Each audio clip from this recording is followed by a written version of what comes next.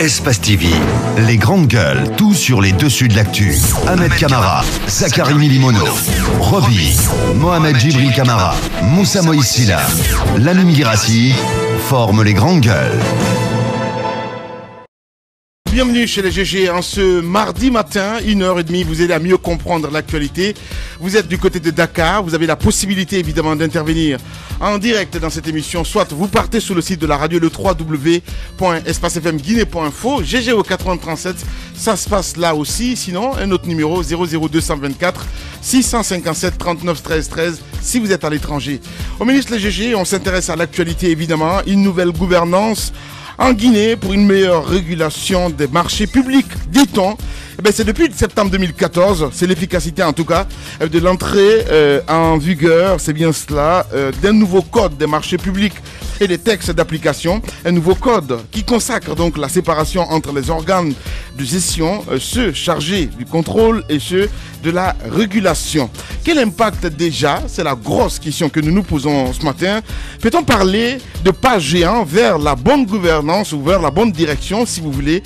Il est jeune, il est dans ce studio, il s'appelle Monsieur Amara Sompare, il est directeur du contrôle de la procédure de passation de marchés publics et des délégations de services publics. On s'intéresse aussi à cette actualité. Voilà, l'opposition exige un calendrier clair des élections locales, communales et communautaires. Elle soupçonne donc la CENI de vouloir les renvoyer au calendrier grec au profit de la présidentielle. En attendant une relance du processus de dialogue au point mort, les partis politiques de l'opposition pourraient initier donc les actions d'envergure pour s'opposer aux manœuvres de la CENI que pourrait envisager l'opposition. Entre autres, des questions posées ce matin chez les GG. Aliou Condé, il est secrétaire général de l'UFDG. Il va s'exprimer ce matin chez les GG. Bonjour à vous, Abaka Diallo. Allez, bonjour, bonjour à tous. Bonjour Lamine, bonjour à tous. Bonjour Roby. Bonjour. Voilà, bonjour mon cher Djibril. Bonjour Lamine. Amara Sompare, bonjour. Bonjour Lamine. Voilà, bienvenue dans cette émission. On s'intéresse à l'actualité Abakar. On va essayer de survoler un petit peu. Vous nous apprenez, Titi, ce matin. Espace Mano River, des chefs d'État réunis donc à Bruxelles autour d'un plan Marshall. Oui, il faut dire que nous sommes le 3 mars et à cette date, les chefs de l'État de l'espace Mano, de l'Union du fleuve Mano, sont présents donc à la tribune de l'Union européenne à Bruxelles, ouais, pour aller défendre l'idée d'un plan Marshall, une idée qui a déjà fait son chemin, pour récapitaliser en quelque sorte les économies qui ont été complètement agenouillées par l'épidémie du virus à Ebola. Et vous savez que au sein de cet espace de l'Union du fleuve Mano, il y a 3 pays qui ont durement subi les contre-coups de l'épidémie Ebola, à savoir la Sierra Leone, le Libéria et la Guinée. Donc les chefs de l'État sont invités donc à cette rencontre de partage, d'échange sur la relance, sur les stratégies de relance des économies affectées par Ebola. Donc l'Union européenne va mobiliser les partenaires, l'ensemble de la communauté internationale pour soutenir l'idée d'un plan Marshall pour pouvoir donc aider à la relance de ces économies durement éprouvées par Ebola. Peut-on dire qu'il y a de l'espoir? Oui, je pense que c'est une situation à saluer. L'idée même du plan Marshall avait été, vous vous souvenez, lancée par Oxfam, cette confédération d'ONG anglaise. Mais aujourd'hui, moi, je me pose un ensemble de questions, 3 précisément. Quelle sera la durée de ce plan Marshall? Avec quel effet finalement? C'est la première question que je me pose. Ensuite, et cela est très important, si l'on part du principe, si l'on part de l'inspiration d'un préalable plan Marshall lancé à la Seconde Guerre mondiale, je me pose la question de savoir qui est-ce qui va gérer ce plan-là. On sait qu'une entité avait été à l'époque instituée pour gérer le plan Marshall, mais dans le cadre de la Mano River Union, qui est-ce qui va gérer ce plan Marshall? Est-ce qu'on va se contenter de la structure qui existe, à savoir l'espace même de la Mano River Union?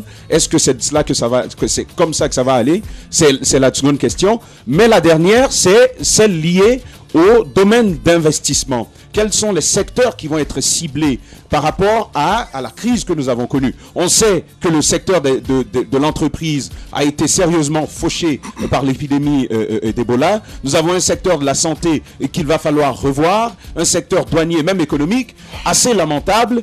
Quels sont les secteurs prioritaires que la Guinée va proposer par rapport à ce plan Marshall-là un ensemble de questions à se poser et surtout à suggérer à l'autorité en place pour que la direction qu'elle va prendre soit plus orientée. Allez-y. Déjà, il faut se féliciter du fait que les chefs d'État des 3 pays touchés par Ebola aient finalement décidé d'harmoniser en quelque sorte leurs efforts, leurs stratégies. Ça, c'est déjà un premier point. Le deuxième point, c'est vrai, la question qu'il faille également se poser, c'est la gestion de ce plan après Ebola. Parce que souvent, on a l'habitude de gérer les crises pendant qu'elles sévissent et après on n'a aucun plan. Je pense que Ebola, c'est une crise sanitaire, mais il faut penser à l'après-Ebola parce que Ebola a eu quand même des conséquences économiques assez incommensurables, notamment sur les fondements économiques qui ont été bouleversés à tous les points de vue. Je pense que les chefs d'État, les 3 chefs d'État doivent aussi s'atteler à la gestion de l'après-Ebola. Maintenant que l'Union européenne fasse le plaidoyer ensuite pour ces 3 pays à une échelle internationale, c'est aussi une chose dont il faut se féliciter. Ça prouve effectivement que ces pays ne sont pas isolés parce qu'on ne peut pas trouver une solution isolée pour un problème transfrontalier. C'est pourquoi, encore une fois, il faut se féliciter du fait que les chefs d'État aient harmonisé leur point de vue. Voilà, Roby, pour clore. Il faut souligner que les 3 pays touchés par Ebola n'ont pas seulement été les seules victimes économiquement de cette crise liée à ce virus Ebola. On sait très bien que des pays comme le Mali, comme le Sénégal ont des échanges commerciaux très importants avec la Guinée, notamment la Sierra Leone, le Libéria aussi.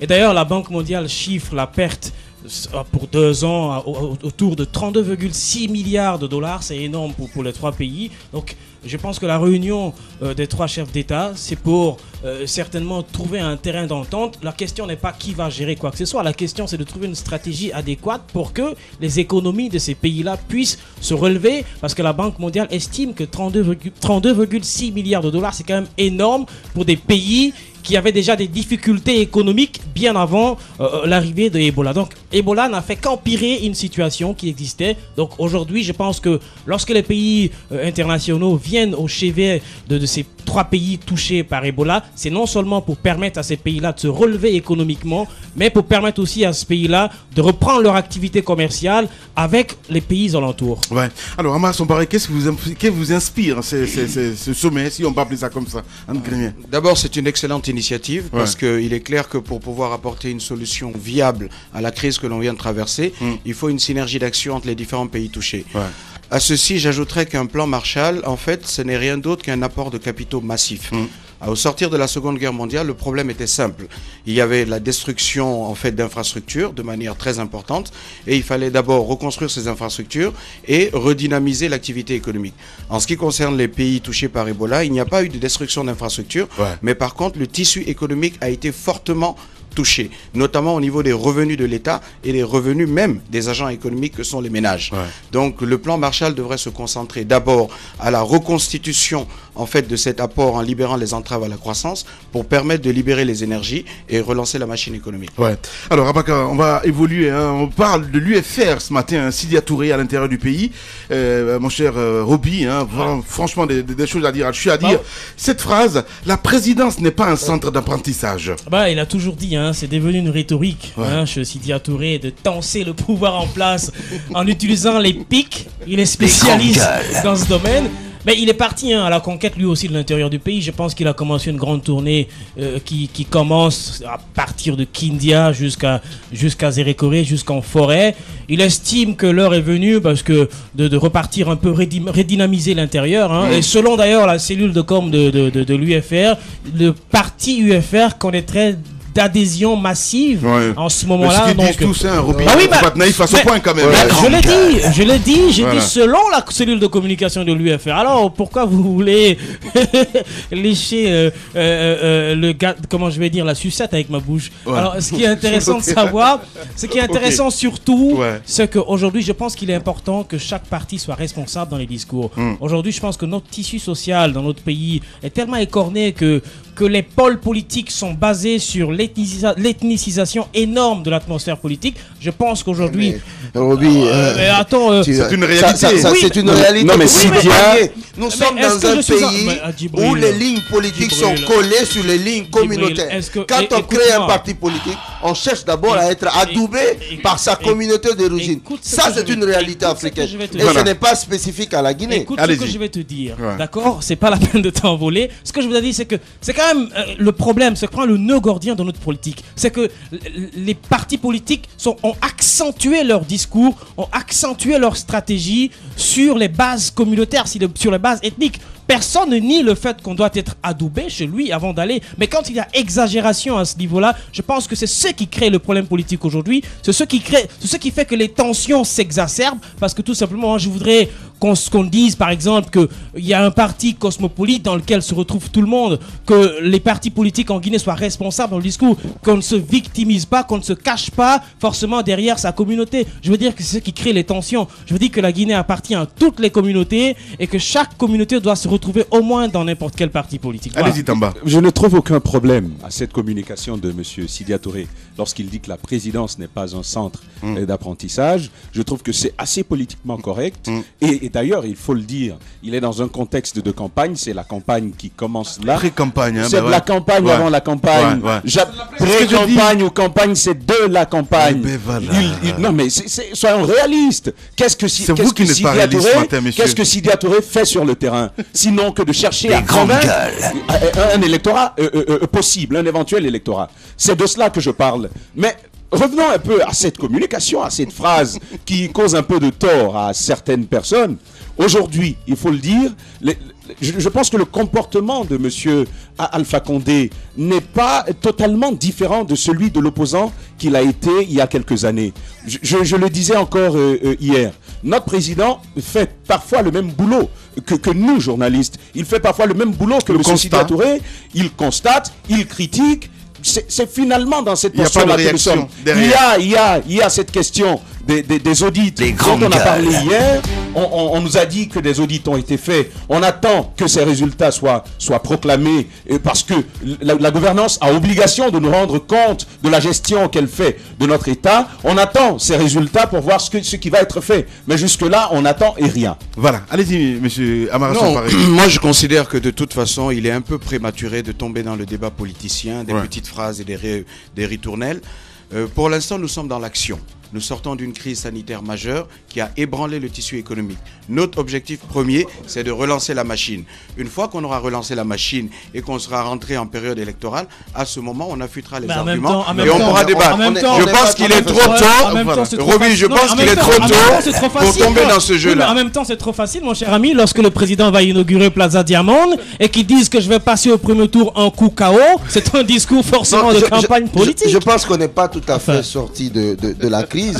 Dire qu'on est sorti de la crise, ce sera effectivement erroné. On tire vers la fin, en fait. Effectivement, il faut admettre le fait que pendant une année électorale, que les acteurs politiques. Non, il faut quand même admettre, Lamine, que pendant une année électorale, durant une année électorale, que les acteurs se livrent à des escarmouches et cherchent en tout cas à ratisser large parce que ces partis ont besoin certainement de jauger leur poids électoral en prélude à une joute électorale. C'est important pour ces partis de se lancer dans une campagne. Tamba le disait tantôt, le simple fait pour eux de chercher à convaincre, de chercher à avoir de nouvelles adhésions, de nouveaux électeurs, est déjà un acte de campagne qu'il faut saluer. Et cela témoigne encore une fois, à mon avis, de la vitalité de notre démocratie. Si le pouvoir fait une campagne électorale avant l'heure, il est aussi normal que l'opposition fasse de même. Mon cher Djibril, encore une fois, l'opposition est dans son rôle.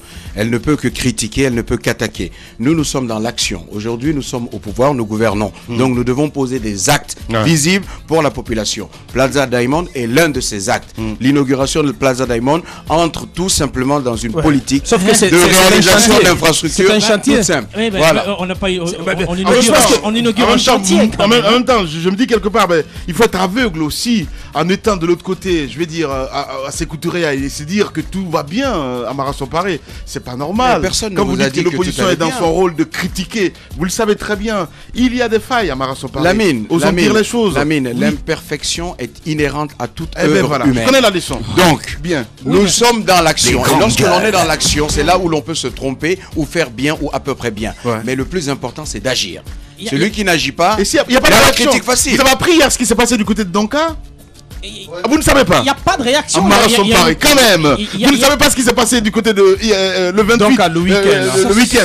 Ce week-end, c'est ce qui s'est passé du Non, côté de Donka. Eh ben voilà, Djibril, vous allez essayer de rebrancher un petit une peu. femme, Parce qu'il n'est pas au bain de C'est une l'actu. femme, c'est une femme âgée d'une trentaine d'années qui a perdu la vie et dans l'accouchement, dans un couloir de la maternité de Donka. À même le Elle sol. a accouché à même le sol. Les médecins étaient là.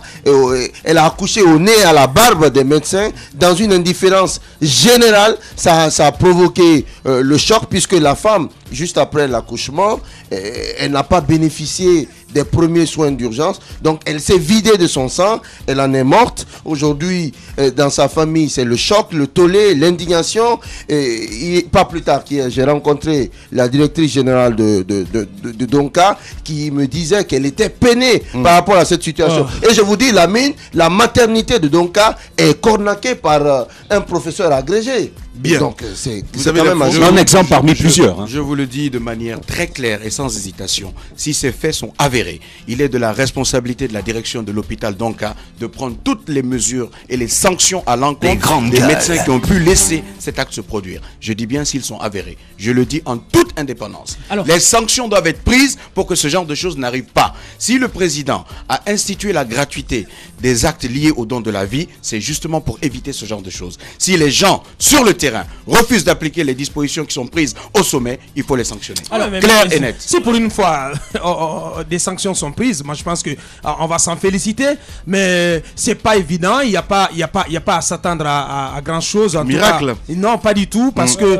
les choses resteront en l'état. On est habitué à cela. Et combien de fois nous avons passé notre temps à nous égosier, à parler de scandales ici, de scandales là, au niveau du secteur du transport maritime, au niveau de la Sotragui, etc., etc. Jamais aucune action, aucune initiative n'est venue, parce que quand on revient sur le cas de la Sotragui, par exemple, le chef de l'État lui-même a été saisi par le conseil d'administration, avec à sa tête cette dame, cette brave à trois poils, le docteur Makale. Rien n'a été fait de ce côté-là. Donc, en quelque sorte, c'est le chef de l'État lui-même qui cautionne cette impunité grandissante et qui est en train de gangréner complètement l'ensemble des services étatiques. Voilà, je pense que ça s'est bien chauffé là. On va s'intéresser à Mara ce matin parce que il est un petit peu à la tête en ce qui concerne les marchés en Guinée. On dit dans le milieu beaucoup de marchés gré à gré. Mais bien sûr, Camara, disons les choses, c'est important. Allez. Et quand il dit qu'ils sont dans l'action, c'est important. Parce qu'on va le prendre au mot. Vous inquiétez pas, Non, c'est pas important, maintenant, Lamine. mon grand.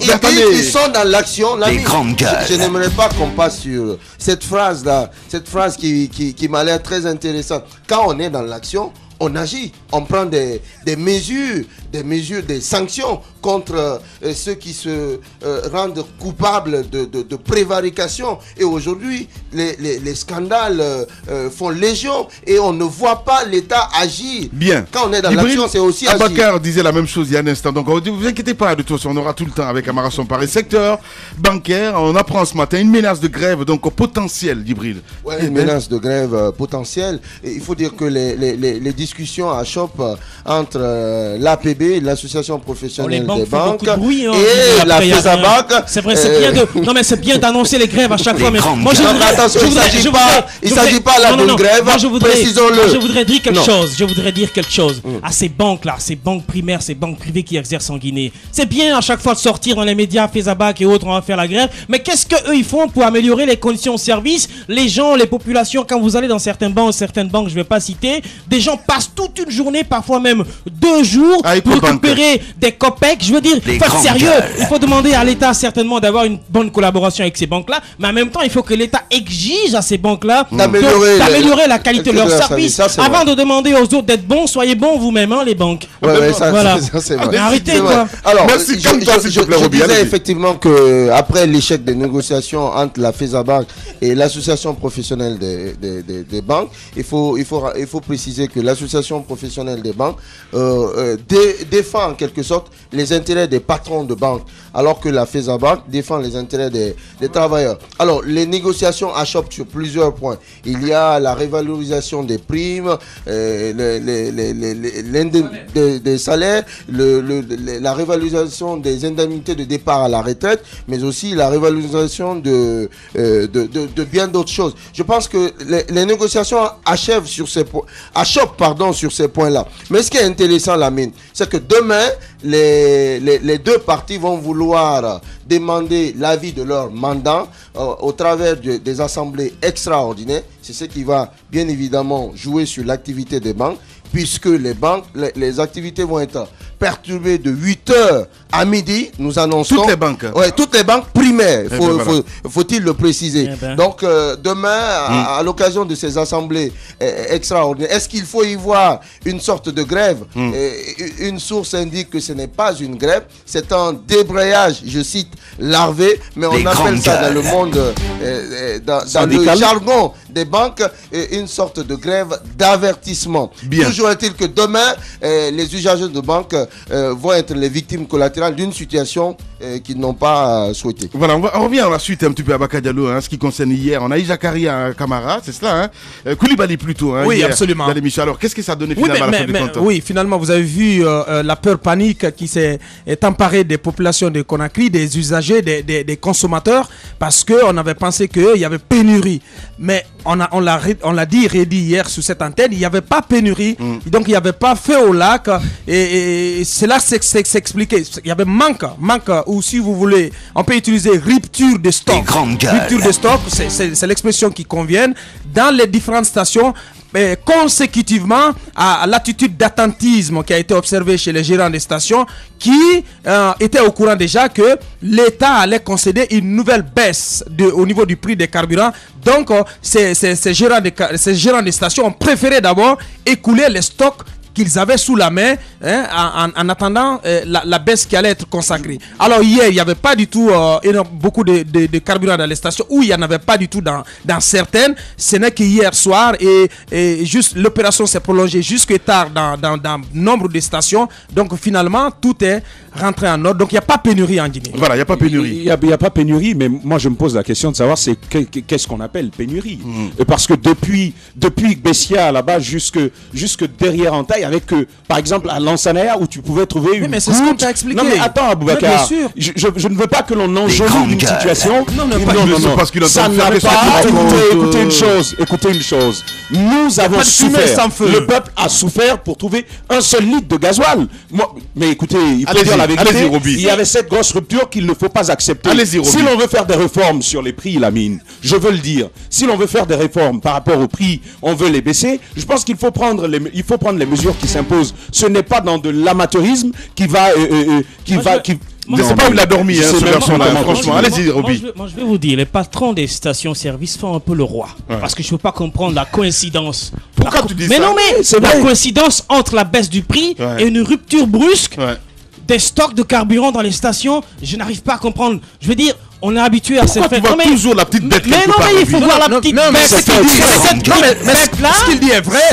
Parce qu'on pouvait quand même éviter cela. Mais c'est cette petite bête-là qui nous amène à réfléchir, à aller loin dans nos réflexions. Parce que vous vous rendez compte que dans certaines stations, le carburant a continué à être vendu au prix habituel à des gens qui passaient par derrière. Moi, j'ai assisté à cela. Les patrons des stations voulaient écouler le stock du carburant qu'ils ont dans leur réservoir, qu'ils ont pris à l'ancien prix, au prix normal. Ils ont fait semblant de créer cette rupture-là pour leur permettre de vendre au prix normal, au noir, sans que les gens ne sachent leur carburant. C'est comme ça que ça s'est passé. C'est fermé aussi. C'est pas normal. C'est un de sorcier. Bien, allez, bienvenue chez les GG. 9h, 10h30 sur Radio Espace Guidé, retrouvez les grandes gueules ou le débat citoyen sur la radio d'opinion. Savoir et comprendre l'actualité. Voilà, beaucoup de messages sur notre plateforme GGO 8037 et retrouvez donc l'intégralité de cette émission TV évidemment sur mosaïqueguinée.com, Radio Espace FM Guinée.info, c'est bien cela, et l'autre site internet c'est guinématin.com. Voilà, c'est bien cela. Voilà, à partir d'aujourd'hui, donc voilà, je pense que il y avait des soucis, des couacs de ce côté. Eh bien, ce jour, ça va être réglé si tout va bien. Une nouvelle gouvernance en Guinée pour une meilleure régulation donc des marchés publics. C'est depuis septembre 2014 avec, en tout cas, l'effectivité de l'entrée en vigueur d'un nouveau code des marchés publics et des textes d'application. Un nouveau code qui consacre donc la séparation entre les organes de gestion, ceux chargés du contrôle et ceux de la régulation. Quel impact déjà? C'est la question que nous nous posons ce matin. Peut-on parler d'un pas géant vers la bonne direction? Amara Somparé, vous le voyez à l'écran, il est directeur du contrôle de la procédure de passation de marchés publics et des délégations de services publics. Waouh! Allez, ça fait beaucoup tout ça. L'opposition exige donc un calendrier clair des activités, des élections locales, communales et communautaires. Elle soupçonne donc la CENI de vouloir les renvoyer au calendrier grec.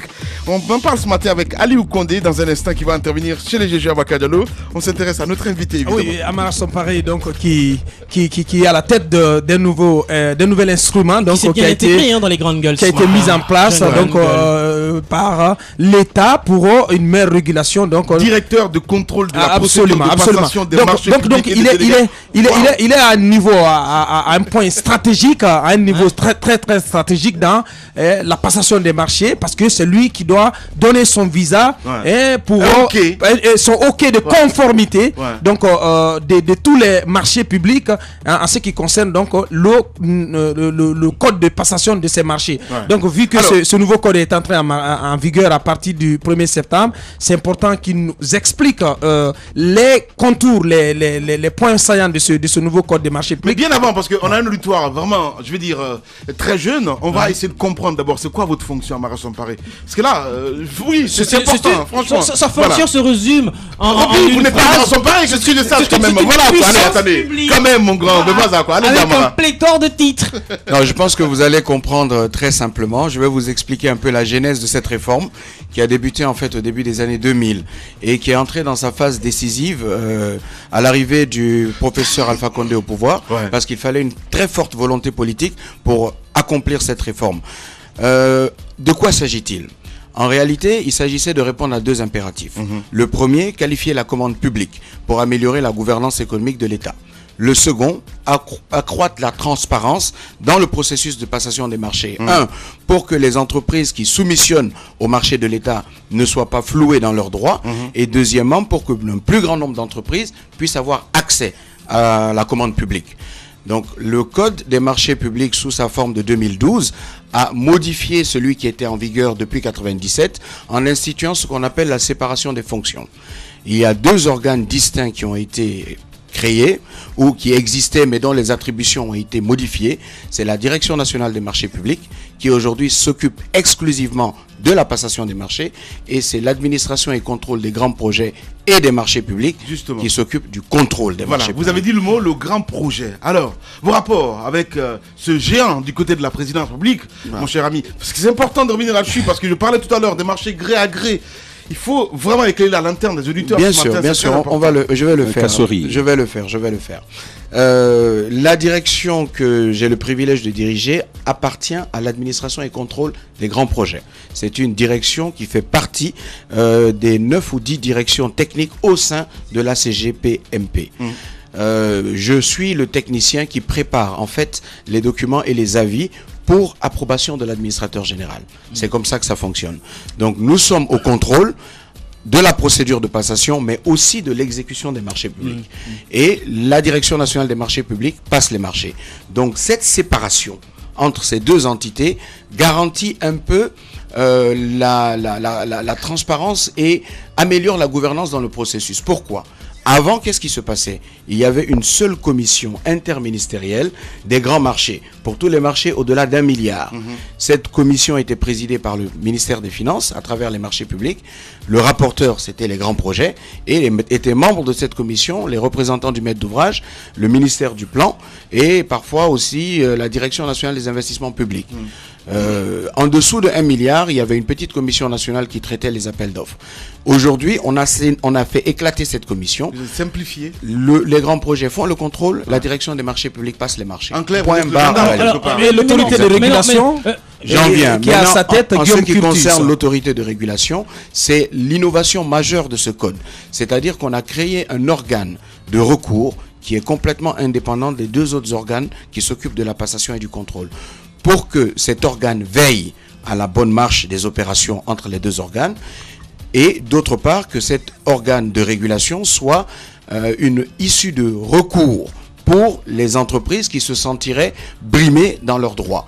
Pour ce faire, l'ARMP, qui est l'autorité de régulation, a deux organes principaux, le Conseil de régulation et le Conseil de règlement des différends. Le Conseil de régulation, pour plus d'équité, a été composé de manière tripartite. L'État a 3 représentants, la société civile 3 représentants et le secteur privé 3 représentants. Donc vous voyez que le secteur privé et la société civile sont majoritaires. L'État est minoritaire au sein du Conseil et les décisions sont prises à la majorité. Alors, question très technique. Partant des enjeux de la qualité des entreprises qui soumissionnent ou parfois même de la quantité aussi, comment se font les choix techniquement ? C'est très simple. Un appel d'offres se fait sur la base d'un dossier d'appel d'offres lorsqu'il s'agit d'un marché de travaux ou de fournitures, et il se fait sur la base d'une demande de proposition lorsqu'on a affaire à des prestations intellectuelles. À l'intérieur de ce document, on doit préciser les spécifications techniques qui sont attendues du prestataire éventuel. Et le choix se base essentiellement sur ces prescriptions techniques et bien sûr sur les documents administratifs qui sont exigés de n'importe quel entrepreneur. La plupart du temps, on a l'impression que le choix est essentiellement basé sur le mieux-disant, c'est-à-dire que celui qui offre moins une possibilité, ça c'est mon point de vue, généralement c'est ce qu'on apprend, celui qui offre le moins prix, est-ce que c'est forcément celui qui offre le moins prix qui a la qualité technique d'exécuter le projet? On n'a pas de regard sur la qualité. Le principe de base dans le code des marchés publics est que l'offre jugée recevable et présentant le coût le plus intéressant pour l'État doit être attributaire du marché. Cependant, pour certains types de prestations, pour certains types de marchés, ce n'est pas forcément le prix qui devient le caractère déterminant. Les spécifications techniques peuvent primer. Ça dépend du type de marché auquel on a. Voilà. Alors, on va peut-être toucher, si vous voulez, 6 mois, mon cher Roby, en tout cas en ce qui concerne ce ministère qui a atteint, si vous voulez, d'une maladie chronique en Guinée. Osons dire les choses, mon cher Amara Somparé. Je parle évidemment du ministère des Transports. Vous allez me regarder dans les yeux. Oui, ministère des Transports. Évidemment, il y a eu beaucoup de remous de ce côté. Peut-être qu'avant votre nomination, récemment, on a vu le cas de Guiter du côté de l'intérieur du pays. Vous parlez des travaux publics. C'est bien cela, ouais. En fait, quel est le constat que vous avez fait 6 mois après les différents marchés publics qui sont arrivés là et qui sont passés sous votre nez, et quel est le constat que vous avez fait? Est-ce qu'ils étaient conformes à la procédure? Justement. Il est difficile pour moi de me prononcer sur des procédures antérieures à ma nomination. Ça, vous pouvez le comprendre aisément. Parce que la réforme n'était pas en vigueur. L'organe de contrôle, ma direction, n'existait pas. Non, je finis, j'en viens. Depuis que je suis en fonction, je n'ai pas vu passer dans les dossiers que j'ai traités un nombre très élevé de dossiers d'appel d'offres concernant le ministère des Transports. Ceci étant dit, le code prévoit des dérogations à la procédure standard. En clair ? C'est-à-dire que de temps en temps, dans certaines conditions, selon certaines circonstances fixées par la loi, une autorité contractante qui est un ministère peut demander au ministre des Finances à déroger à la procédure d'appel d'offres ouvert. Donc cette demande de dérogation est soumise à un avis préalable de l'administration et contrôle des grands projets et des marchés publics qui se prononce sur la pertinence de la demande. Si la demande est justifiée, on peut accorder la dérogation. Mais est-ce que vous allez est-ce que finalement ça ne peut pas être un couloir dans lequel tous les départements vont s'engouffrer? Justement non, parce que la dérogation doit être l'exception. La règle, c'est l'appel d'offres. Et l'une de mes missions est de veiller à ce que l'appel d'offres ouvert soit la règle. La dérogation est vraiment l'exception. Il faut qu'elle soit bien justifiée. Il est important de revenir sur ces conditions que prévoit la loi qui permettent la dérogation. On aimerait bien savoir que dit la loi par rapport à ça. Dans quelles conditions est-ce qu'on peut demander la dérogation? Écoutez, je n'ai pas en fait tous les articles de la loi 020 en tête, mais je sais qu'à son article 11 qui prévoit les marchés par entente directe, il y a 4 critères principaux qui fixe en fait les possibilités de dérogation pour faire des gré à gré. Les premiers, c'est l'évidence même, ce sont les marchés liés à la défense et à la sécurité. Pour des raisons stratégiques, on ne peut pas soumettre à appel d'offres des marchés qui sont destinés à équiper l'armée, à équiper les forces de police, etc. L'un des deuxièmes critères, je vous résume, ce qui est marqué dedans, c'est un besoin qui peut être dicté par une urgence impérieuse. Par exemple, nous avons, je ne sais pas, une catastrophe climatique à l'intérieur du pays, un pont s'effondre, il faut le réparer tout de suite. On ne peut pas rentrer dans une procédure d'appel d'offres qui devrait nous prendre au minimum 40 à 45 jours. Il faut le réparer pour que les usagers puissent passer là-dessus. Voilà. Troisièmement, l'autre critère, c'est que lorsqu'on a besoin d'une prestation qui n'est disponible que chez un seul fournisseur, par exemple, si, je ne sais pas, on a des groupes Caterpillar qui sont en fonction à la RTG, qui tombent en panne, évidemment, si on doit passer le marché, on va aller prendre les pièces chez Caterpillar. On ne va pas aller prendre des pièces chez un marchand chinois. Donc, pour ce type de situation, on peut accorder des dérogations pour les gré à gré. Voilà, au-delà de cette dérogation de gré à gré, il y a aussi une dérogation pour la consultation restreinte, qui est l'article 25 du Code des marchés, qui est une autre forme de dérogation. Il ne faut pas confondre les deux.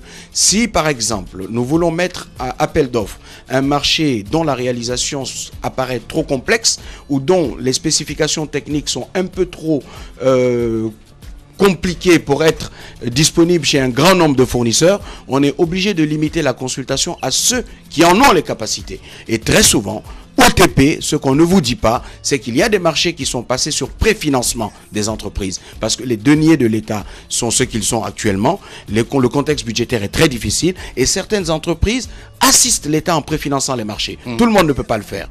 Donc quand on est face à cette situation, évidemment, on est obligé de déroger à la procédure. Voilà. Bah écoutez, M. Amara Sompari, directeur donc, du contrôle de la procédure de passation des marchés publics et des délégations de services publics, il est notre invité ce matin à Bakadjalou. Oui, moi, je voudrais peut-être prendre dans le lot des marchés qui ont été passés, en tout cas depuis que sa direction fonctionne. Je m'intéresse par exemple au marché des véhicules des députés. Est-ce que, monsieur, parce qu'il y a beaucoup de choses là-dessus, beaucoup de commentaires là-dessus. On a vu le député Damaro qui est sorti pour essayer de remettre un peu les pendules à l'heure. Est-ce que ce marché particulier a été conforme aux procédures que vous avez charge donc d'observer. La particularité de ce marché, c'est qu'en fait, c'est une consultation qui a démarré légèrement avant que j'arrive en fonction et qui s'est trouvée dans son exécution à cheval. Je vais vous expliquer, Lamine, n'ayez pas peur, écoutez-moi, laissez-moi aller au bout. Qui s'est trouvée dans son exécution à cheval avec ma prise de fonction. Donc, dès que j'ai été saisi de cette situation, j'ai moi-même pris sur moi d'aller rencontrer la questure de l'Assemblée nationale pour comprendre ce qui s'était passé. Et à l'examen des documents qui ont été soumis, effectivement, il y a eu une consultation qui n'a pas pris la forme d'un appel d'offres régulier au sens du Code des marchés publics, mais ils ont consulté un certain nombre de fournisseurs. La particularité de leur marché, c'est qu'ils ont demandé des modalités de paiement assez particulières, qui n'étaient pas à la portée de n'importe quel fournisseur. Les députés payent eux-mêmes leurs véhicules, sur les 114 véhicules, et ils ont demandé d'étaler ce paiement sur toute la législature. La plupart des fournisseurs demandaient 50% d'avance et 50% à la livraison. Ceux qui étaient les plus intéressants étalaient au maximum le paiement sur 2 ans. Ça ne rentrait pas dans les cordes que la questure avait fixées pour ce dossier. Voilà pourquoi ce marché a été plus ou moins passé de cette manière. Mais je voudrais aussi vous préciser que nous sommes dans un processus de réforme. Il y a des habitudes qu'il faut changer. Il y a certaines institutions, l'Assemblée en fait partie, et d'autres entreprises publiques nationales qui n'ont pas l'habitude de passer les marchés selon les principes du Code. Et aujourd'hui, il faut ramener ces gens en application de l'article 3 de la loi sous le giron du Code. Vous allez nous expliquer un peu plus tard tout cela. L'autre animateur de cette émission qui pose cette question ce matin, jeune frère Amara Sompari, pourquoi vous soumettez les entreprises publiques aux appels d'offres en violation de la loi? En violation de quelle loi? Ben justement, c'est là Junior qui pose la question. Ben, il n'est pas précis. Ben oui. Il faudrait Voilà. qu'il précise son propos. Allez-y. On n'est pas dans le tourisme, mais ce qu'il faut souligner, c'est que il y a eu énormément de gestion ésotérique des marchés publics en Guinée. C'est l'habitude avant que vous ne preniez fonction. Moi, la question qui me taraude l'esprit, c'est est-ce que vous allez engager des contrôles a posteriori des marchés qui sont passés pour permettre aux gens d'être situés par rapport à leurs responsabilités? Bon, je parle sous le contrôle de Djibril, je crois, qui est juriste. Ouais. La loi n'est pas rétroactive, malheureusement. Elle ne peut commencer à s'appliquer qu'à partir de Vous l'instant. ne pouvez pas Non. fouiner dans Non. ce qui s'est passé avant, la Non. pourriture avant. Vous Je pouvez pas je fouiner. ne peux pas. Quand même. Je ne Il est peux. important. Ben non, j'ai pas dit le contraire, Ouais. mais pourriture quand même. Ah oui, la pourriture Voilà. avant, il est en train de dire Il que- insiste il a- encore mais il est en là-dessus, train de quoi. dire C'est pas par une exemple structure que d'audit. là, il Voilà. y a des institutions qui ne passaient pas par la voie normale pour obtenir des marchés. Vous savez bien comment les conditions de transmission des marchés publics se faisaient avant. Alors je peux pas comprendre comment vous n'avez pas réfléchi, vous Roby, vous êtes pas donné je vais vous satisfaire, l'autorisation Roby. de regarder dans le passé parce deux qu'il est secondes. important. Je vais vous satisfaire, Roby. Le rôle de l'administration et contrôle des grands projets est de contrôler les marchés qui sont soit en cours de passation ou en exécution. Voilà. Cependant, l'autorité de régulation qui a été mise en place a, dans ses attributions, de procéder à des audits annuels des marchés publics pour proposer des améliorations de la réglementation. J'en finis. Normalement, leur champ d'application débute au moment où ils sont créés. Donc ce qui s'est passé, c'est mais bon, ça va. exceptionnellement, à titre d'information, je crois comprendre que l'ARMP va procéder à un audit des marchés de l'année 2014. Voilà. Amara, on va revenir dans un instant avec vous, mesdames et messieurs. Notre invité ce matin, on fait une pause du côté de la réclame. Continuez à réagir. Beaucoup d'SMS GG au 8037. Plus de 725 quand même. On va revenir un peu plus tard. On va essayer de trier, voilà, prendre quelques messages, pourquoi pas. Allez, on revient dans un instant avec toute l'équipe. Les grandes gueules. Tout sur les dessous de l'actu. Ici, l'actu rime avec liberté de ton sur Radio Espace. Espace TV, les grandes gueules, tout sur les dessus de l'actu. Ahmed Kamara, Zachary Milimono, Roby, Mohamed Djibril Kamara, Moussa Moïsila, Lanoumi Girassi forment les grandes gueules. Bienvenue chez les GG en ce mardi matin, 1h30, vous aidez à mieux comprendre l'actualité. Vous êtes du côté de Dakar, vous avez la possibilité évidemment d'intervenir en direct dans cette émission. Soit vous partez sur le site de la radio, le www.espacefmguinée.info, GG au 8037, ça se passe là aussi. Sinon, un autre numéro, 00224 657 39 13 13, si vous êtes à l'étranger. Au ministre les GG, on s'intéresse à l'actualité évidemment, une nouvelle gouvernance en Guinée pour une meilleure régulation des marchés publics, dit-on. C'est depuis septembre 2014, c'est l'efficacité en tout cas de l'entrée en vigueur, c'est bien cela, d'un nouveau code des marchés publics et des textes d'application. Un nouveau code qui consacre donc la séparation entre les organes de gestion, ceux chargés du contrôle et ceux de la régulation. Quel impact déjà? C'est la grosse question que nous nous posons ce matin. Peut-on parler de pas géant vers la bonne gouvernance ou vers la bonne direction si vous voulez? Il est jeune, il est dans ce studio, il s'appelle Monsieur Amara Sompari, il est directeur du contrôle de la procédure de passation de marchés publics et des délégations de services publics. On s'intéresse aussi à cette actualité. Voilà, l'opposition exige un calendrier clair des élections locales, communales et communautaires. Elle soupçonne donc la CENI de vouloir les renvoyer au calendrier grec au profit de la présidentielle. En attendant une relance du processus de dialogue au point mort, les partis politiques de l'opposition pourraient initier donc les actions d'envergure pour s'opposer aux manœuvres de la CENI que pourrait envisager l'opposition. Entre autres, des questions posées ce matin chez les GG. Aliou Condé, il est secrétaire général de l'UFDG. Il va s'exprimer ce matin chez les GG. Bonjour à vous, Abaka Diallo. Allez, bonjour, Bonjour à tous. Bonjour Lamine, bonjour à tous. Bonjour Roby. Bonjour. Voilà, bonjour mon cher Djibril. Bonjour l'ami. Amara Sompari, bonjour. Bonjour Lamine. Voilà, bienvenue dans cette émission. On s'intéresse à l'actualité Abakar. On va essayer de survoler un petit peu. Vous nous apprenez, Titi, ce matin. Espace Manon River, les chefs d'État réunis donc à Bruxelles autour d'un plan Marshall. Oui, il faut dire que nous sommes le 3 mars et à cette date, les chefs de l'État de l'espace Mano, de l'Union du fleuve Mano, sont présents donc à la tribune de l'Union européenne à Bruxelles pour aller défendre l'idée d'un plan Marshall, une idée qui a déjà fait son chemin. Pour récapitaliser en quelque sorte les économies qui ont été complètement agenouées par l'épidémie du virus à Ebola.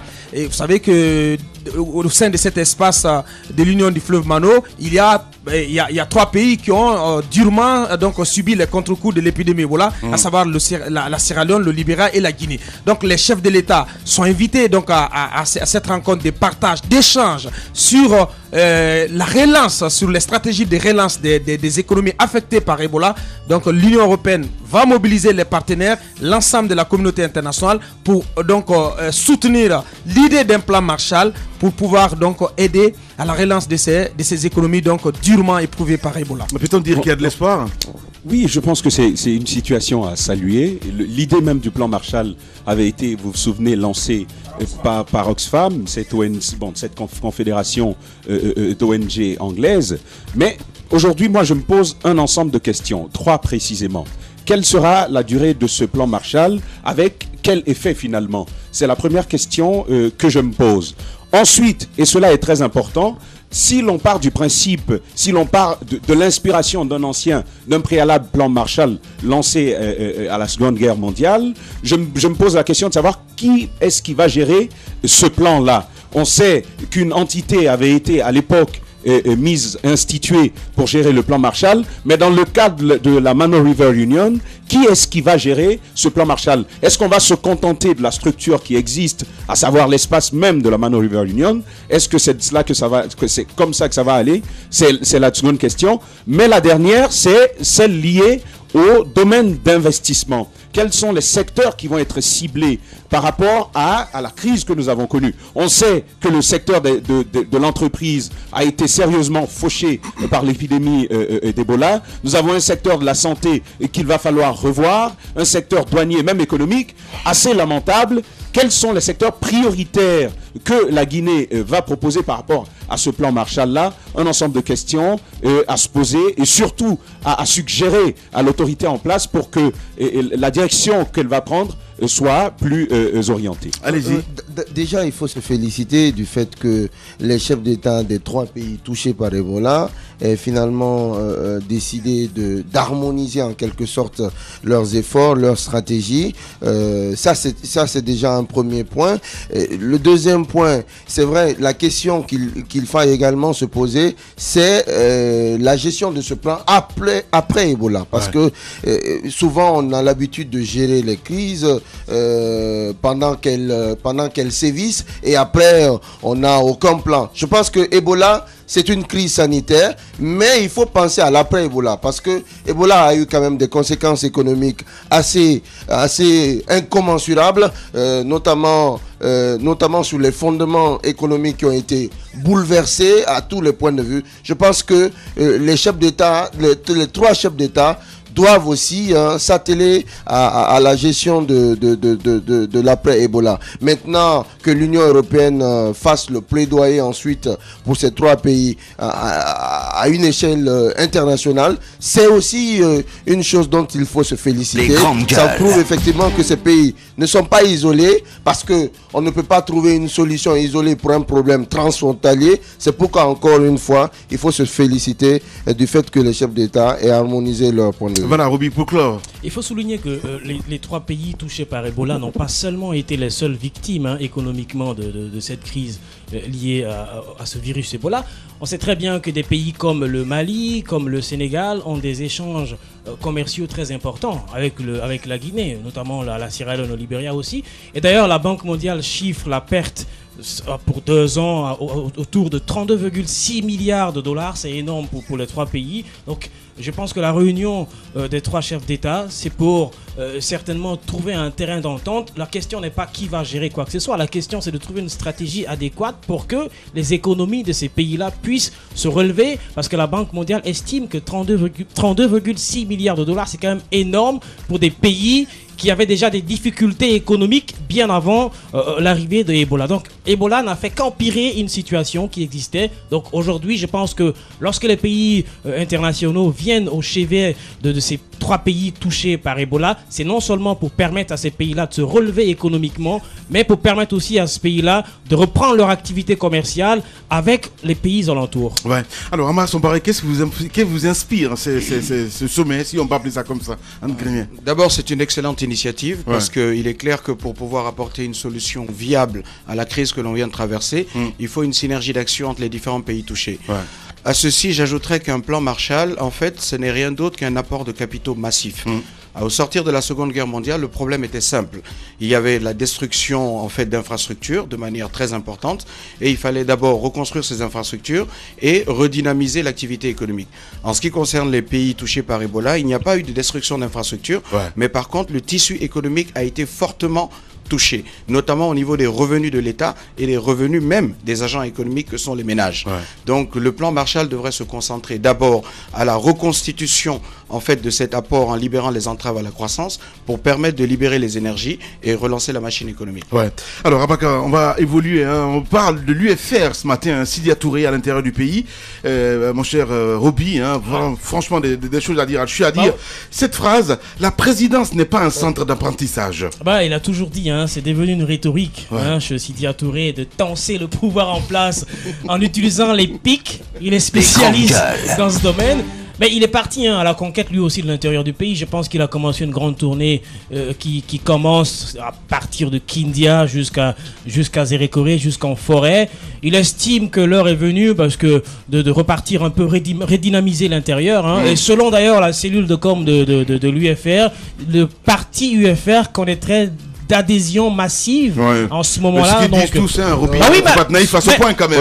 Je l'ai dit, j'ai dit selon la cellule de communication de l'UFR. Alors pourquoi vous voulez lécher le gars, comment je vais dire, la sucette avec ma bouche. Alors ce qui est intéressant de savoir, ce qui est intéressant surtout, c'est qu'aujourd'hui je pense qu'il est important que chaque parti soit responsable dans les discours. Aujourd'hui je pense que notre tissu social dans notre pays est tellement écorné que les pôles politiques sont basés sur l'ethnicisation énorme de l'atmosphère politique. Je pense qu'aujourd'hui...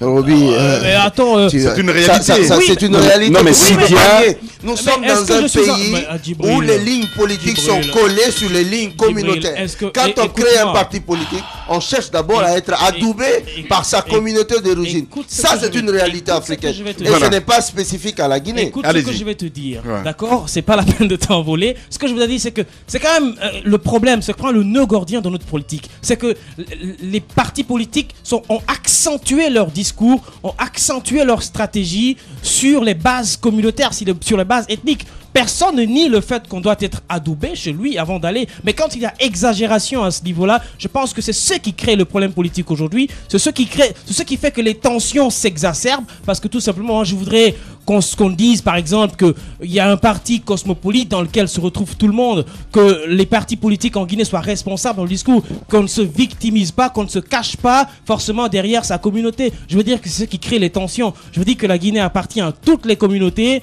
et que chaque communauté doit se retrouver au moins dans n'importe quel parti politique. Voilà. Allez-y, Tamba. Je ne trouve aucun problème à cette communication de M. Sidia Touré lorsqu'il dit que la présidence n'est pas un centre d'apprentissage. Je trouve que c'est assez politiquement correct. Et d'ailleurs, il faut le dire, il est dans un contexte de campagne. C'est la campagne qui commence là. Pré-campagne. C'est de la campagne avant la campagne. Pré-campagne ou campagne, c'est de la campagne. Non, mais soyons réalistes. Qu'est-ce que Sidia Touré fait sur le terrain? Sinon que de chercher à convaincre un électorat possible, un éventuel électorat. C'est de cela que je parle. Mais revenons un peu à cette communication, à cette phrase qui cause un peu de tort à certaines personnes. Aujourd'hui, il faut le dire, je pense que le comportement de M. Alpha Condé n'est pas totalement différent de celui de l'opposant qu'il a été il y a quelques années. Je le disais encore hier. Notre président fait parfois le même boulot que nous, journalistes. Il fait parfois le même boulot que M. Sidia Touré. Il constate, il critique. C'est finalement dans cette posture-là que nous sommes. Il y a cette question des audits dont on a parlé hier. on nous a dit que des audits ont été faits. On attend que ces résultats soient proclamés parce que la gouvernance a obligation de nous rendre compte de la gestion qu'elle fait de notre État. On attend ces résultats pour voir ce qui va être fait. Mais jusque-là, on attend et rien. Voilà. Allez-y, monsieur Amara Samparé. Moi, je considère que de toute façon, il est un peu prématuré de tomber dans le débat politicien, des petites phrases et des ritournelles. Pour l'instant, nous sommes dans l'action. Nous sortons d'une crise sanitaire majeure qui a ébranlé le tissu économique. Notre objectif premier, c'est de relancer la machine. Une fois qu'on aura relancé la machine et qu'on sera rentré en période électorale, à ce moment, on affûtera les arguments et on pourra débattre. Je pense qu'il est trop tôt. Roby, je pense qu'il est trop tôt pour tomber dans ce jeu-là. En même temps, c'est trop facile, mon cher ami, lorsque le président va inaugurer Plaza Diamond et qu'il dise que je vais passer au premier tour en coup KO, c'est un discours forcément de campagne politique. Je pense qu'on n'est pas tout à fait sorti de la crise. Dire qu'on est sorti de la crise, ce serait effectivement erroné. On tire vers la fin, en fait. Effectivement, il faut admettre le fait que pendant une année électorale, que les acteurs... Non, il faut quand même admettre, Lamine, que pendant une année électorale, durant une année électorale, que les acteurs se livrent à des escarmouches et cherchent en tout cas à ratisser large parce que ces partis ont besoin certainement de jauger leur poids électoral en prélude à une joute électorale. C'est important pour ces partis de se lancer dans une campagne. Tamba le disait tantôt, le simple fait pour eux de chercher à convaincre, de chercher à avoir de nouvelles adhésions, de nouveaux électeurs est déjà un acte de campagne qu'il faut saluer. Et cela témoigne encore une fois, à mon avis, de la vitalité de notre démocratie. Si le pouvoir fait une campagne électorale avant l'heure, il est aussi normal que l'opposition fasse de même. Mon cher Djibril, encore une fois, l'opposition est dans son rôle. Elle ne peut que critiquer, elle ne peut qu'attaquer. Nous sommes dans l'action. Aujourd'hui, nous sommes au pouvoir, nous gouvernons. Donc, nous devons poser des actes visibles pour la population. Plaza Diamond est l'un de ces actes. L'inauguration de Plaza Diamond entre tout simplement dans une politique de réalisation d'infrastructures. C'est un chantier. Tout simple. Oui, voilà. On n'a pas eu... On inaugure un chantier. En même temps, je me dis quelque part, il faut être aveugle aussi, en étant de l'autre côté, je vais dire, à s'écouter et se dire que tout va bien, Amara Samparé. C'est pas normal. Quand vous dites que l'opposition est dans son rôle de critiquer, vous le savez très bien, il y a des failles, Amara Samparé. Osons dire les choses. L'imperfection est inhérente à toute œuvre humaine. Je connais la leçon. Donc, nous sommes dans l'action. Et lorsque l'on est dans l'action, c'est là où l'on peut se tromper ou faire bien ou à peu près bien. Mais le plus important, c'est d'agir. Celui qui n'agit pas, il y a pas de critique facile. Vous avez appris hier ce qui s'est passé du côté de Donka? Vous ne savez pas? Il n'y a pas de réaction. Amara Samparé, quand même. Vous ne savez pas ce qui s'est passé du côté de le 28. Donka, le week-end. Ce week-end, c'est ce qui s'est passé du côté de Donka. Eh bien voilà, Djibril, vous allez essayer de rebrancher un petit peu. Parce qu'il n'est pas au ben d'actu. C'est une femme âgée d'une trentaine d'années qui a perdu la vie dans l'accouchement, dans un couloir de la maternité de Donka. Elle a accouché à même le sol. Les médecins étaient là.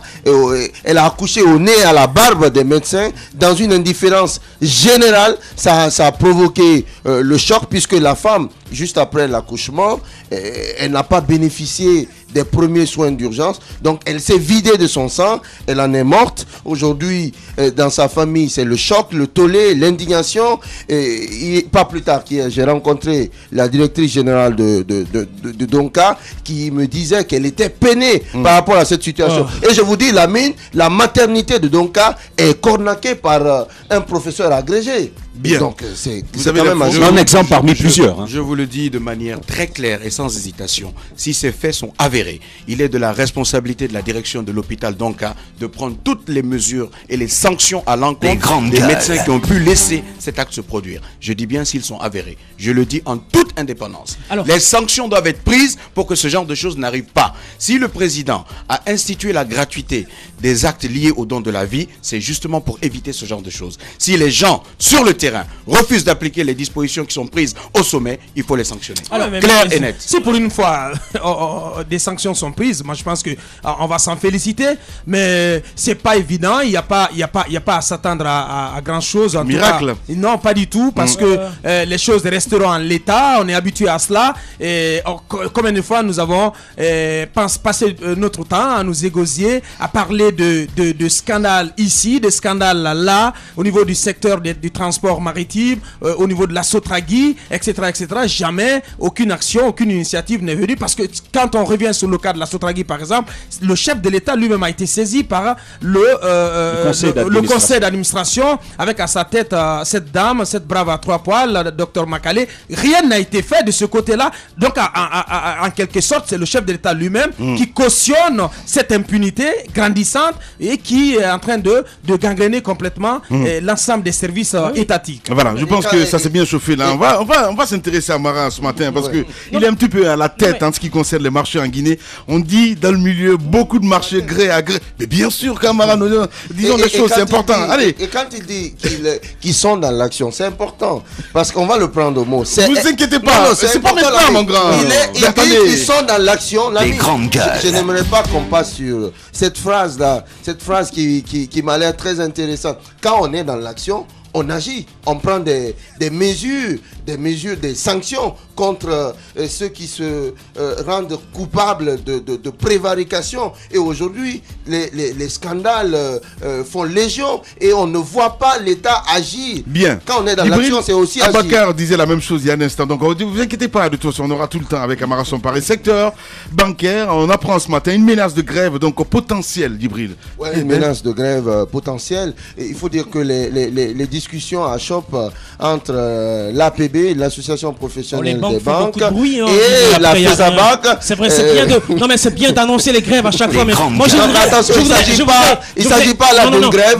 Précisons-le. Je voudrais dire quelque chose. À ces banques-là, ces banques primaires, ces banques privées qui exercent en Guinée. C'est bien à chaque fois de sortir dans les médias, FESABAC et autres, on va faire la grève. Mais qu'est-ce qu'eux ils font pour améliorer les conditions de service? Les gens, les populations, quand vous allez dans certaines banques, je ne vais pas citer, des gens passent toute une journée, parfois même 2 jours, pour récupérer des copecs. Je veux dire, il faut être sérieux. Il faut demander à l'État certainement d'avoir une bonne collaboration avec ces banques-là, mais en même temps, il faut que l'État exige à ces banques-là d'améliorer la qualité de leur service. Avant de demander aux autres d'être bons, soyez bons vous-même, hein, les banques. Voilà. Ça, mais arrêtez, quoi. Alors, je disais effectivement qu'après l'échec des négociations entre la FESABAC et l'association professionnelle des banques, il faut préciser que l'association professionnelle des banques défend en quelque sorte les intérêts des patrons de banques, alors que la FESABAC défend les intérêts des travailleurs. Alors, les négociations achoppent sur plusieurs points. Il y a la révalorisation des primes,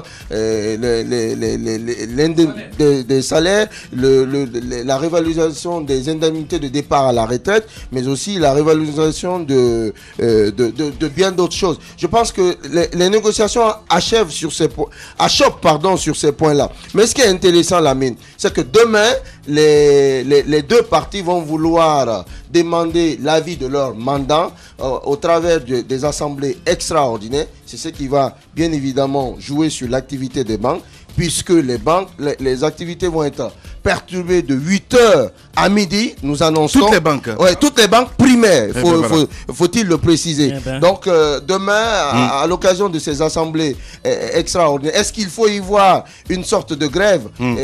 Une source indique que ce n'est pas une grève, c'est un débrayage, je cite, larvé, mais on appelle ça dans le monde, dans le jargon des banques, une sorte de grève d'avertissement. Toujours est-il que demain, les usagers de banque vont être les victimes collatérales d'une situation qu'ils n'ont pas souhaité. Voilà, on revient à la suite un petit peu à Bakadialo, ce qui concerne hier. On a eu Zakaria Kamara, c'est cela, Koulibaly plutôt. Oui, hier, absolument. Dans l'émission. Alors, qu'est-ce que ça a donné finalement à la fin du compte? Oui, finalement, vous avez vu la peur panique qui s'est emparée des populations de Conakry, des usagers, des consommateurs, parce qu'on avait pensé qu'il y avait pénurie. Mais on l'a dit, redit hier sur cette antenne, il n'y avait pas pénurie, donc il n'y avait pas feu au lac, et cela s'expliquait. Il y avait manque, ou si vous voulez, on peut utiliser rupture de stock. Rupture de stock, c'est l'expression qui convient dans les différentes stations. Consécutivement à l'attitude d'attentisme qui a été observée chez les gérants des stations, qui étaient au courant déjà que l'État allait concéder une nouvelle baisse au niveau du prix des carburants.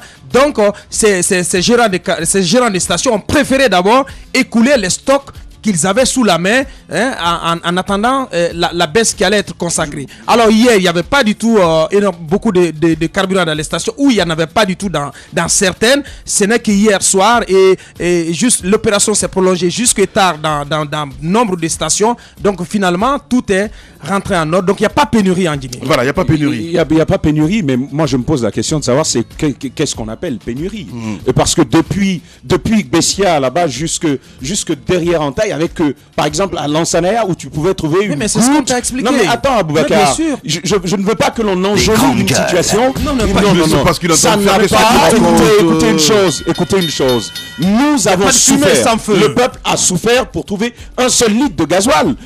Mais écoutez, il faut dire la vérité. Il y avait cette grosse rupture qu'il ne faut pas accepter. Si l'on veut faire des réformes sur les prix, Lamine, je veux le dire. Si l'on veut faire des réformes par rapport aux prix, on veut les baisser. Je pense qu'il faut prendre les mesures qui s'imposent. Ce n'est pas dans de l'amateurisme qui va.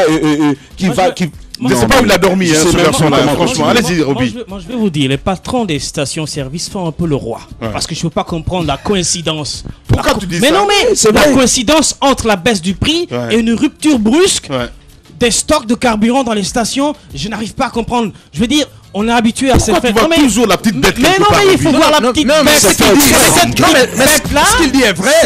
Parce qu'on pouvait quand même éviter cela. Mais c'est cette petite bête-là qui nous amène à réfléchir, à aller loin dans nos réflexions. Parce que vous vous rendez compte que dans certaines stations, le carburant a continué à être vendu au prix habituel à des gens qui passaient par derrière. Moi, j'ai assisté à cela.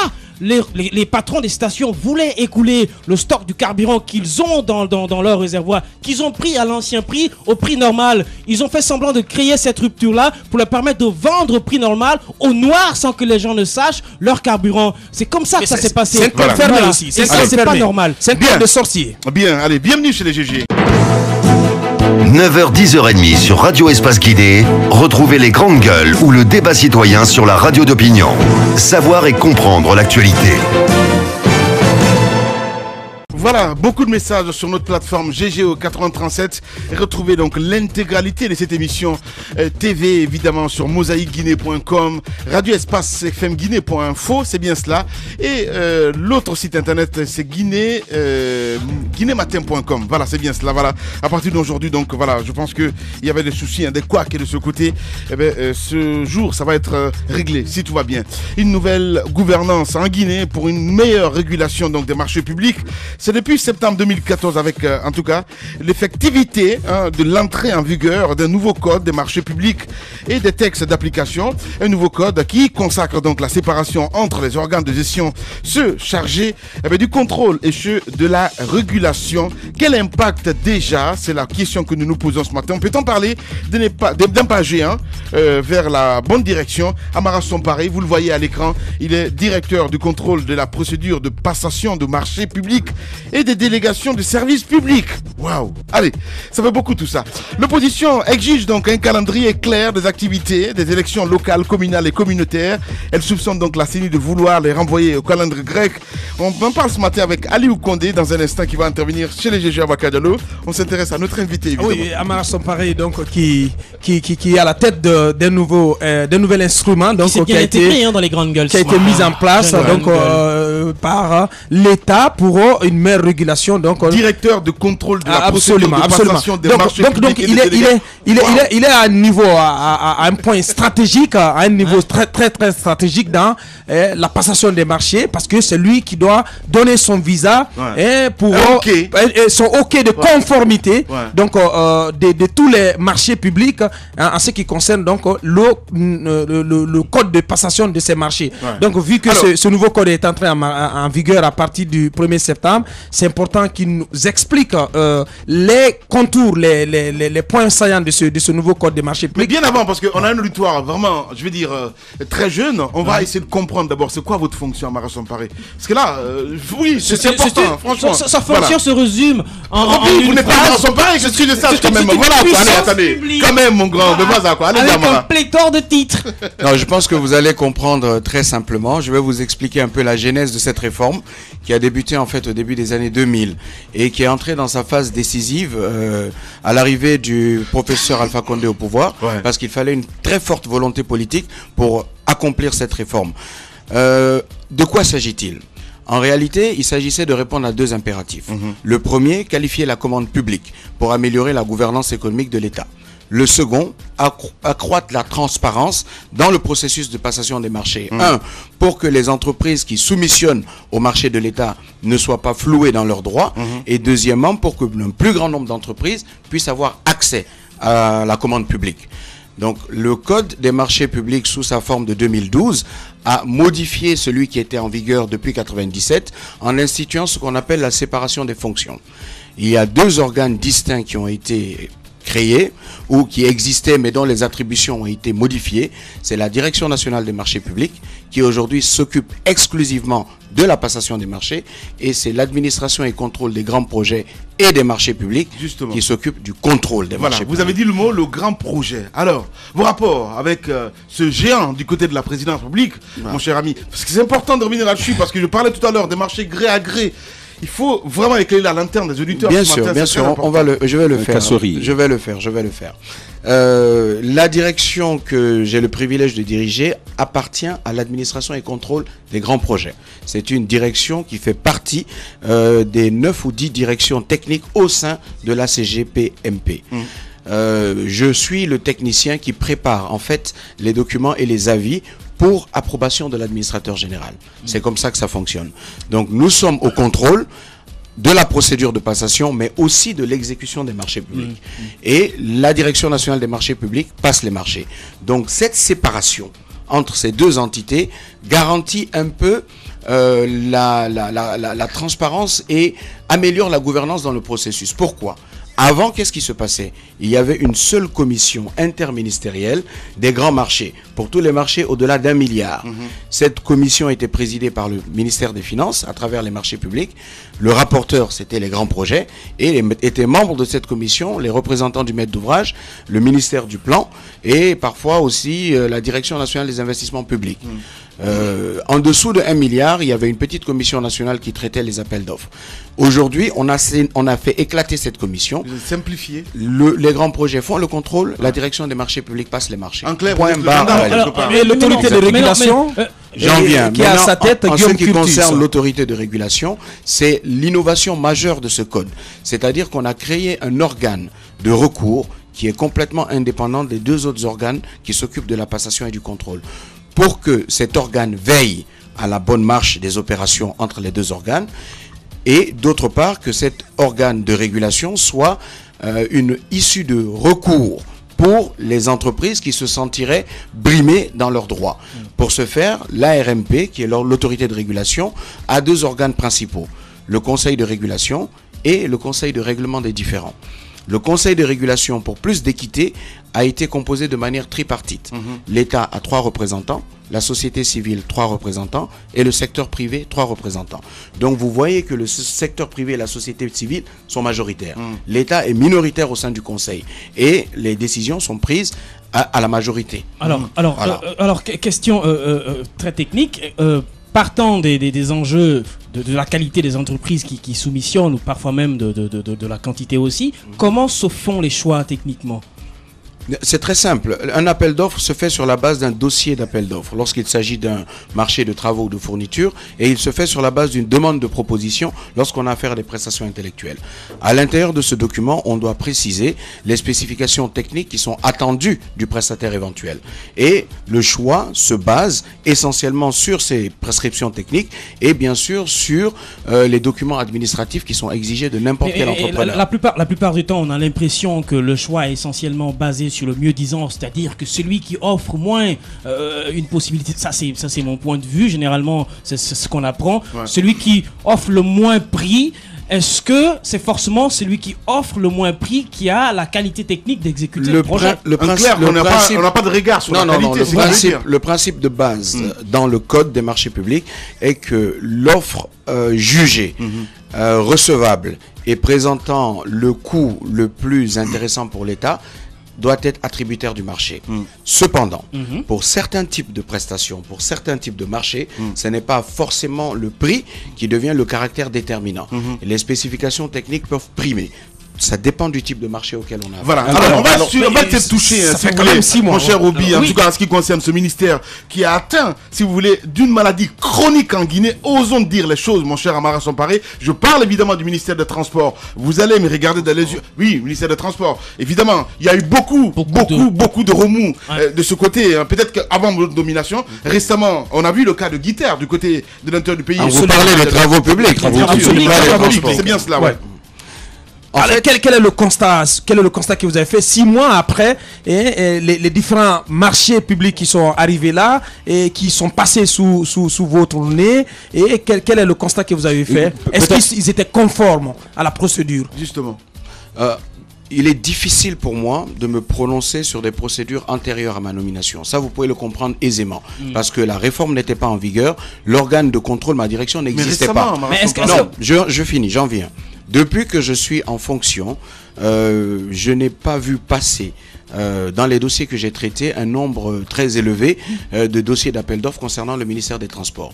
Ceci étant dit, le code prévoit des dérogations à la procédure standard. En clair ? C'est-à-dire que de temps en temps, dans certaines conditions, selon certaines circonstances fixées par la loi, une autorité contractante qui est un ministère peut demander au ministre des Finances à déroger à la procédure d'appel d'offres ouvert.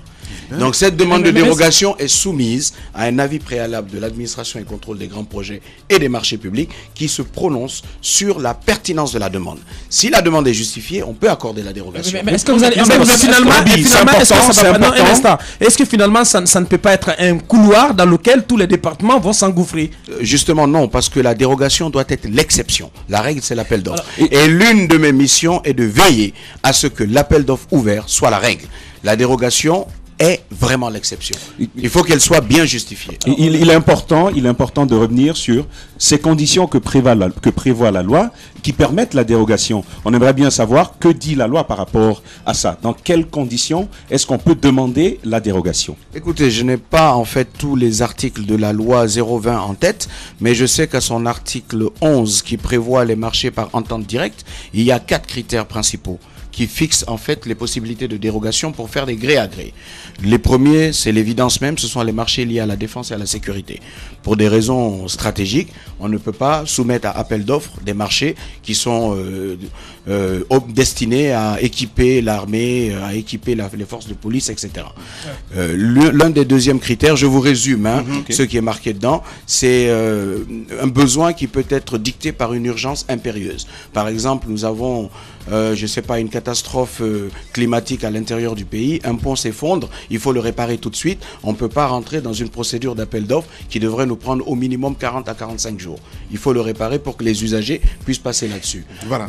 Troisièmement, l'autre critère, c'est que lorsqu'on a besoin d'une prestation qui n'est disponible que chez un seul fournisseur, par exemple, si, je ne sais pas, on a des groupes Caterpillar qui sont en fonction à la RTG, qui tombent en panne, évidemment, si on doit passer le marché, on va aller prendre les pièces chez Caterpillar. On ne va pas aller prendre des pièces chez un marchand chinois. Donc, pour ce type de situation, on peut accorder des dérogations pour les gré à gré. Voilà, au-delà de cette dérogation de gré à gré, il y a aussi une dérogation pour la consultation restreinte, qui est l'article 25 du Code des marchés, qui est une autre forme de dérogation. Il ne faut pas confondre les deux. Si, par exemple, nous voulons mettre à appel d'offres un marché dont la réalisation apparaît trop complexe ou dont les spécifications techniques sont un peu trop compliquées pour être disponibles chez un grand nombre de fournisseurs, on est obligé de limiter la consultation à ceux qui en ont les capacités. Et très souvent, OTP, ce qu'on ne vous dit pas, c'est qu'il y a des marchés qui sont passés sur préfinancement des entreprises. Parce que les deniers de l'État sont ce qu'ils sont actuellement. Le contexte budgétaire est très difficile. Et certaines entreprises assistent l'État en préfinançant les marchés. Tout le monde ne peut pas le faire. Donc quand on est face à cette situation, évidemment, on est obligé de déroger à la procédure. Voilà. Bah écoutez, M. Amara Somparé, directeur donc, du contrôle de la procédure de passation des marchés publics et des délégations de services publics, il est notre invité ce matin à Baka Diallo. Moi, je voudrais peut-être prendre dans le lot des marchés qui ont été passés, en tout cas depuis que sa direction fonctionne. Je m'intéresse par exemple au marché des véhicules formule des députés. Est-ce que, monsieur, parce qu'il y a beaucoup de choses là-dessus, beaucoup de commentaires là-dessus. On a vu le député Damaro qui est sorti pour essayer de remettre un peu les pendules à l'heure.